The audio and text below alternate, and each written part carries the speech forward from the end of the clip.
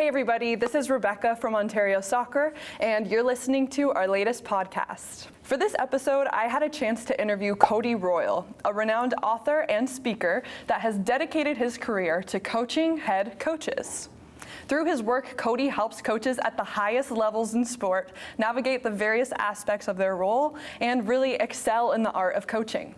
We covered a lot of ground in this conversation, from the traits of a good leader to how coaches can make stronger connections with their players and how to prevent burnout. Cody offers up a lot of really great insights here for everybody in the Ontario soccer community, whether you're a coach or an administrator, a player, or even a parent. Without any further ado, let's hear from Cody.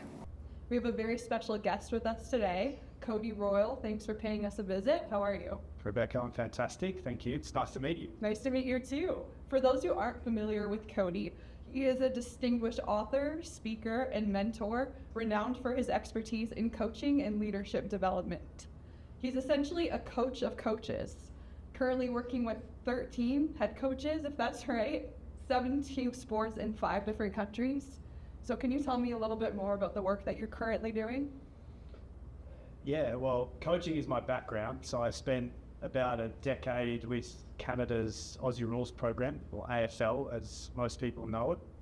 And I was the head coach there, so running my own team and staff and players all over the country. And so that gave me a background in team dynamics and organizational dynamics and the nuances of the head coaching role. And then I started writing most of my books about those kind of things, and that gave me opportunities to work directly with head coaches. So there's this emerging discipline of coaches having head coaches. It's not just me. Pep Guardiola has his own coach that goes around with him and has since Barcelona days. So it started to become a little bit more mainstream, and so yeah, I'm one of those. All right, so what is it? You talked a little bit about your background and the way you made your way into this career, but what is it that drew you to the career? What is it that inspires you and makes you want to do this? Well, initially it was my experience as a player, and I was an overthinker, and I kind of thought my way out of a professional career, which is a lot of people's story, I think. How they have paralysis by analysis. That's actually an advantage in a lot of coaching disciplines, in the thinking through and meticulous thinking and planning and where everyone should run and organising. And so that's what got me interested in the coaching discipline. And then really I spent 15 years trying to figure out how to be a good head coach. And so now that's just become really what I focus on. And what I love about that in particular is coaching has become so big. There's so much responsibility.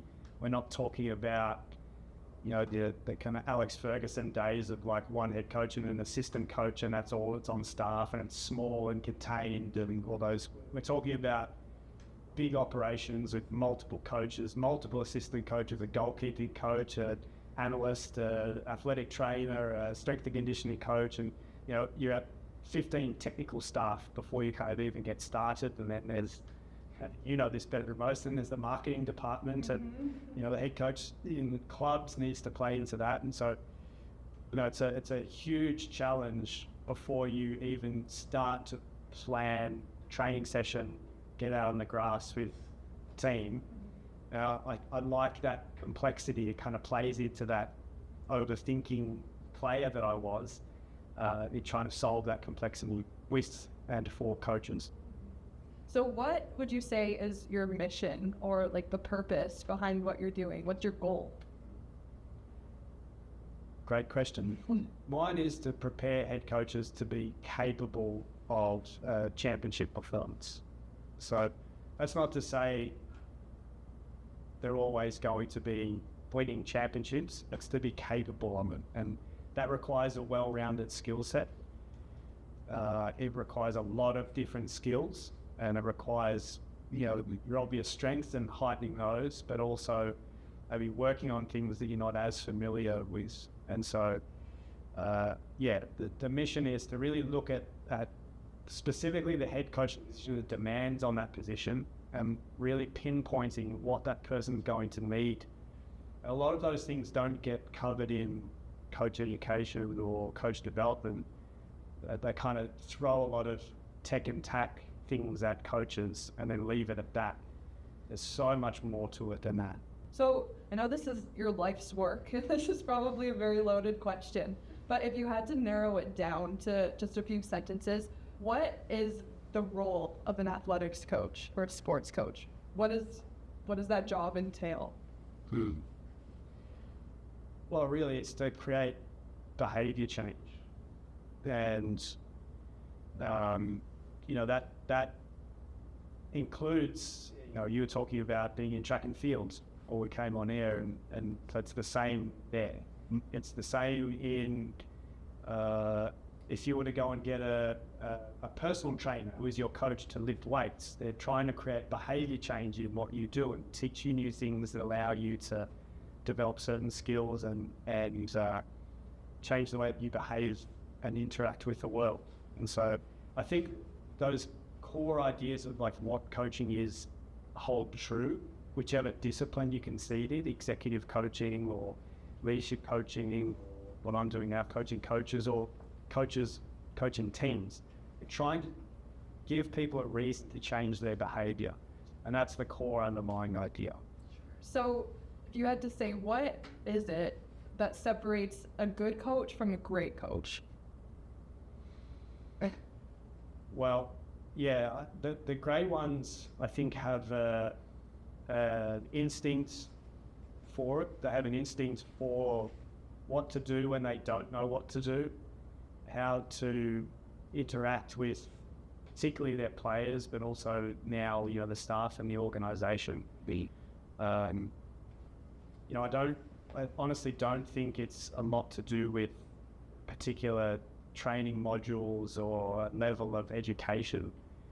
I think there's an intuition or an instinct that the greats tend to have, and it tends to show up in game scenarios. It tends to show up in that idea of they know when to make the substitution, or they know when to say something to a particular player.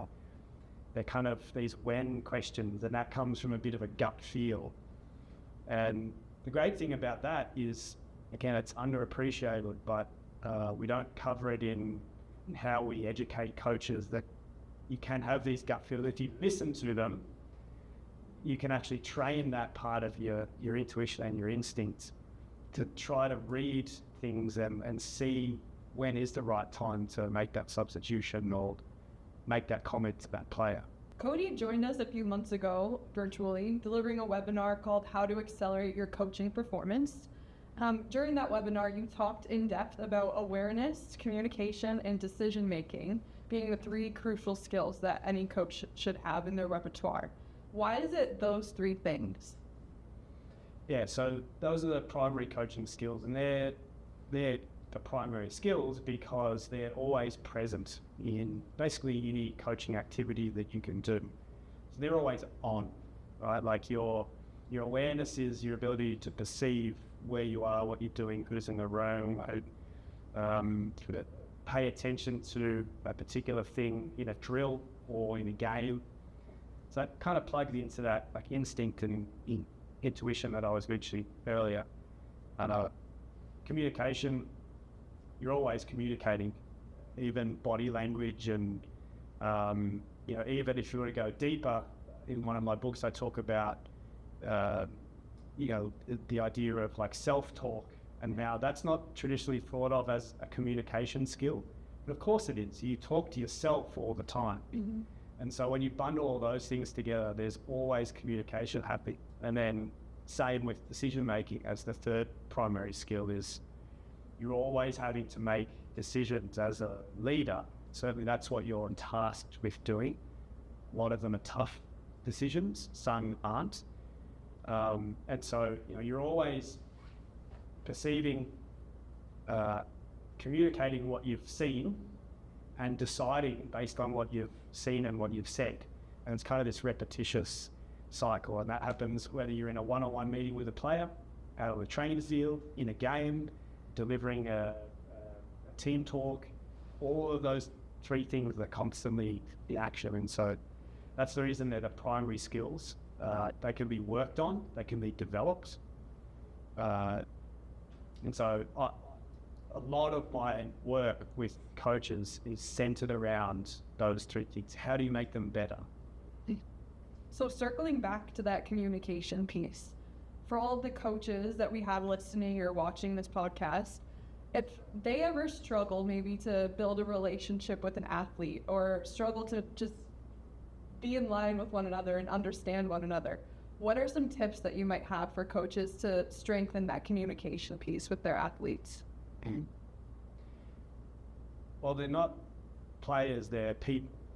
And so I would think about it, whatever their age is, you're trying to learn about why this person behaves the way they do, or what their background is, or trying to gather some idea of who they are as a person and how they've shaped how they perceive the world. And so my tip would be to think about that, and all of a sudden, you might want to go on a walk with a player. And, so walking meetings are different from us sitting like this, right? We might actually talk about different things if we were facing each other versus if we were shoulder to shoulder.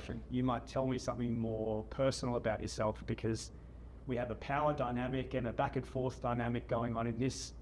And so if we were to change how we were, the environment we were in while we were communicating, we would talk about different things. And so the same is true of a player. You could even just walk around a pitch side by side with a player and ask them about themselves and their parents and grandparents and what they're interested in, and how they end up studying what they studied. And that kind of depersonalizes a lot of the issues that you might be having with the player, but also allows you to potentially solve the problem in a way that makes sense to that person because you understand how they make sense to the world. So, Cody, your books, Where Others Won't and The Tough Stuff, have received widespread acclaim for their insights into coaching and leadership. Could you share with us a few more tips or actionable takeaways from your books that coaches could implement into their practices or training immediately? I haven't read my own books for a while, so someone else might be better placed to answer that. But Where Others Won't is a book about innovation and thinking differently about challenging problems, specifically to do with people. So, I have this phrase, people innovation, and linking those two ideas together. And so that's really trying to be different or unique about how you recruit, how you build culture, how you lead, and then how you kind of measure performance. And so, the presentation that I gave earlier to the technical director's diploma was about a lot of those ideas. So, there's a lot of complaints about staff and onboarding staff and attracting staff. And so one actionable tip in that sense is, let's look at our job descriptions. All right, and they tend to be very much the same. Everyone has exactly the same one, right? It's kind of this structured way of doing it, years for salary, location. We might write that you're after someone with great written and verbal communication skills. Well, what does that mean? Yeah. So even thinking through that, well, what do I actually mean by that? What does a good written communicator look like? We live in a city where every second person isn't born in Canada. So are you talking about great communication skills about how they speak versus how they write an email? What happens when you factor in English as a second language or a third language? What happens when you factor in they might be able to talk about football in a particular way, but maybe not other areas of life in that same way. Mm-hmm. And so, again, there's that I see as being innovative within your people processes. So if you're talking about wanting to attract staff and better staff, and you really need to think through, well, we've just slapped this. We want someone with great communication skills. well, tell me what that means, because then we can go and find that type of person. So that would be one from Where Others Won't, is think differently about your people and the processes that you have around your people. And the tough stuff is a book about the emotional toll of head coaching, but really leadership. Mm-hmm. And my core belief in what I'm doing is that coaches and really leaders need to take better care of themselves. That starts with them. And so a lot of the problems that coaches have with the broader teams are created by the coach. How they're showing up, their body language, the way that they speak, the way that they maybe dismiss someone or a comment or something like that. Ultimately, the core challenge starts with the coach. And so it's usually because they're tired, they're time poor, they've got so much to deal with, maybe not the skills to deal with all of it. And so again, I know it's asking a lot, particularly of people in the youth system where there's less time, because often they're working a job as well. Mm-hmm. But it's a little bit like the advice that you give to parents, in that you need to take care of yourself so that you can take care of your children. Mm-hmm. That's my advice to coaches, is find little ways to take care of yourself so that you can show up better, so that you can lead your players. Okay. So we'll get back to coaches in just a minute, because I know that's your bread and butter. But we also have a lot of parents who are going to be watching and listening to this podcast. So I'm sure you have some tips for them as well, with all of your expertise in this world. So from your perspective, what's the role of a parent when it comes to an athlete's sports career? And how does it kind of balance out with the role of a coach? Well, the first thing I'll say is I don't live this every day, and so the people that do are probably more knowledgeable than me. One of the things working in pro sport is you don't have the parent angle there as strongly, at least. I know. They're still there, but not as strongly. In answering your question, there was an interview with Evan Ferguson, who plays for Brighton in the Premier League. He scored a hat-trick in the last round of Premier League games before we're doing this interview. I asked him about his dad and his dad's role in his development. And his dad was a professional player in Ireland. So he's an 18-year-old kid, and I asked him about the role that his dad played. Did you get advice from your dad who played professionally? And he says, my dad stood at the back corner, and like literally in the corner with his hood pulled over, and he like tightened it like kind of Kenny from South Park. He didn't yell anything, didn't talk to me, didn't give me advice. He let the coaches coach me. And I just think there's so much in that. It was about giving control to the young man in his own development and letting him drive it. He could take on what his coach was offering. He could go to his dad if he needed, or when he needed. Mm-hmm. But ultimately, he had left it to the player and the coach to decide the trajectory of the player. Now, he's just scored, as an 18-year-old, a hat-trick in the Premier League. So I think he's doing okay. Yeah. So my advice is, I know it's difficult, but coaches are there to help, to guide players, change their behaviour, to try to offer them something that can help them develop life skills, but also footballing skills. I think when parents interfere, I think that becomes troublesome and doesn't lead to the best outcome, really, for anyone. So what would be some do's and don'ts for the parent community? Stop yelling out. Stop yelling out instructions based on what you think could be one. I'm saying that because my mum used to do that to me, and it's all I could hear. There used to be 1,000 people watching it. All you can hear is your mum's voice. And so, I think that's quite disruptive, and because the as a parent, you often don't know the context of what the coach is trying to achieve. It might be tactically or with that particular player. And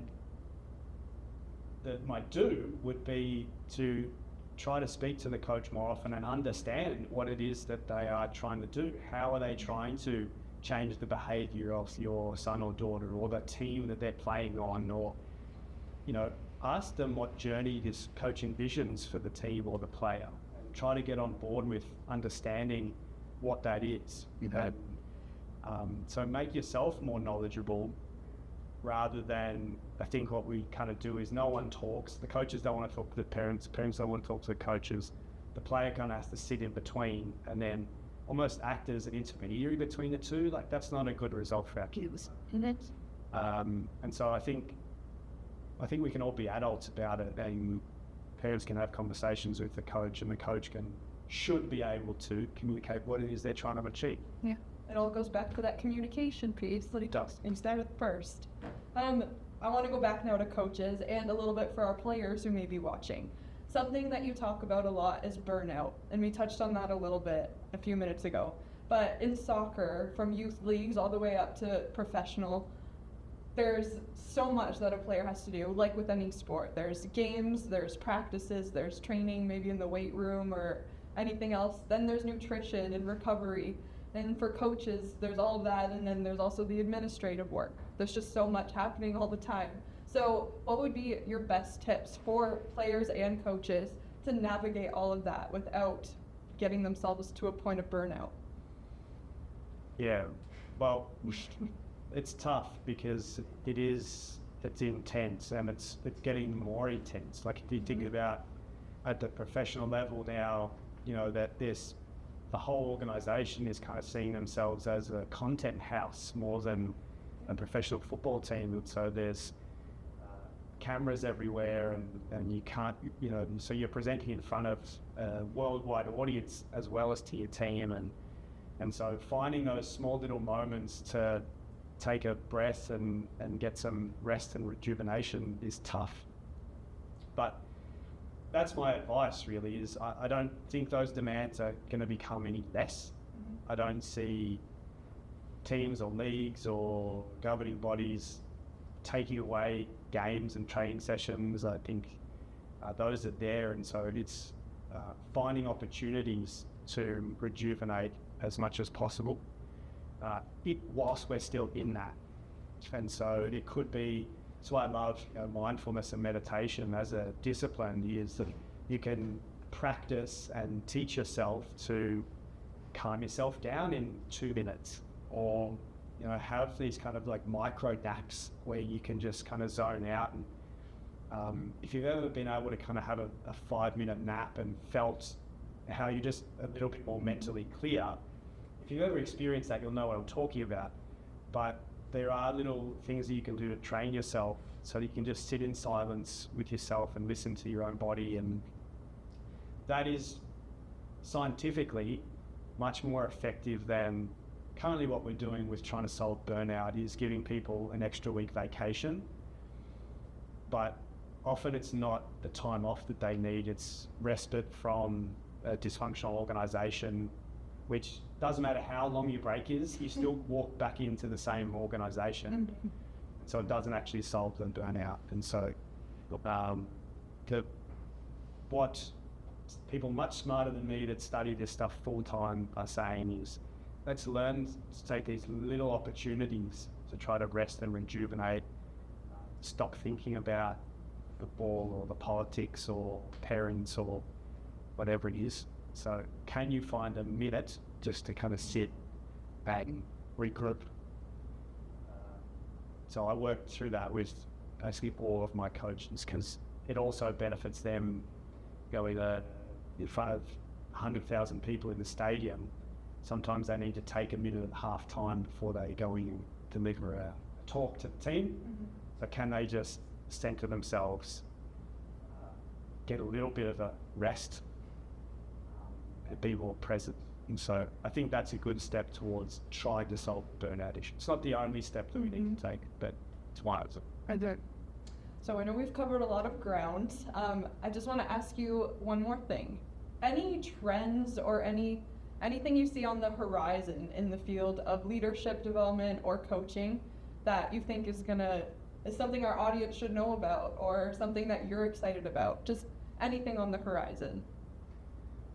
Well, we've kind of talked about a few of them. The well-being is certainly one. Coaches having coaches is the other one, and I'm biased in saying this. You can start to see trends towards that, and it's not just me saying that. But really what it is it's a new model of leadership. It allows for additional decision-making and problem-solving and additional clarity, because often decisions are made in amongst the fogginess of the day-to-day work that isn't the best decision. And so someone who kind of sits outside the organisation and isn't kind of jaded by either the politics that are going on or whatever it may be, to be a sidekick to help solve that problem or think through a good process, or even just practice how you want to have a difficult conversation with the staff member before you get to do it, is extraordinarily valuable. And I'm in the middle of writing a book about this right now. It's my third book, but when you really look at leadership and the leaders that we admire, a lot of them actually have a coach. Steve Jobs had a coach. They've written a book about that guy now. Bill Campbell is his name. Like I said to you earlier, Pep Guardiola, who everyone copies everything he does, also has a coach. It's the one thing that they don't copy about him. But he has someone, and has had someone 15 years, who he goes to when he needs a moment of pause. So anyway, there are a lot of the top-end leaders that we admire and we look to for what to do and what the trends are, who are getting support from having a second set of eyes, just help them clarify things and make better decisions. And so that is something that doesn't need to be reserved for Steve Jobs or Pep Guardiola. It's something we can do at every level. In our youth clubs, we have a multitude of head coaches that can potentially coach each other. University athletic departments are the same. Why can't our volleyball coach work directly with our track and field coach, our football coach and our basketball coach pair up, and they just carve out an hour a week and talk about what they're both going through, coach each other. So it doesn't need to be this expensive, executive coach for Steve Jobs. A lot of us have the resources right in front of us to be able to facilitate that. It's like a dualistic version of leadership. Well, thank you so much for joining us today for this podcast episode. For those who want to hear more from Cody, you can visit codyroyle.com and learn more about your 2 books, and I guess there's another one on its way. Soon to be 3, yep. Yeah, and I hear you also have a podcast series they can tune into, is that right? Yeah, it's called Where Others Won't. It's about leadership in general, so they're more sort of business leaders and academics and coaches and people from all different walks of life. So it's very varied. So it's on all the major podcast platforms. Okay, great. You're on social media too, I assume? I am. I'm on X, formerly known as Twitter. Yes. I'm very easy to find. With a name like Cody Royle, I'm very easy to find.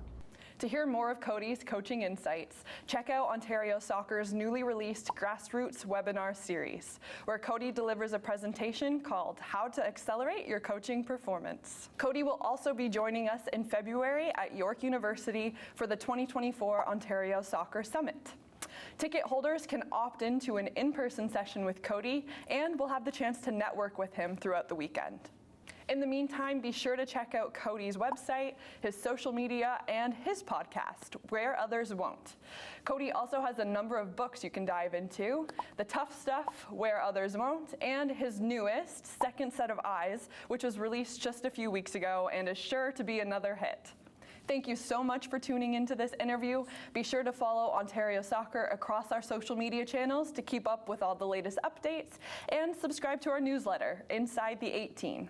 We're looking forward to bringing you way more content just like this in 2024. So drop a comment below and let us know what you want to see next.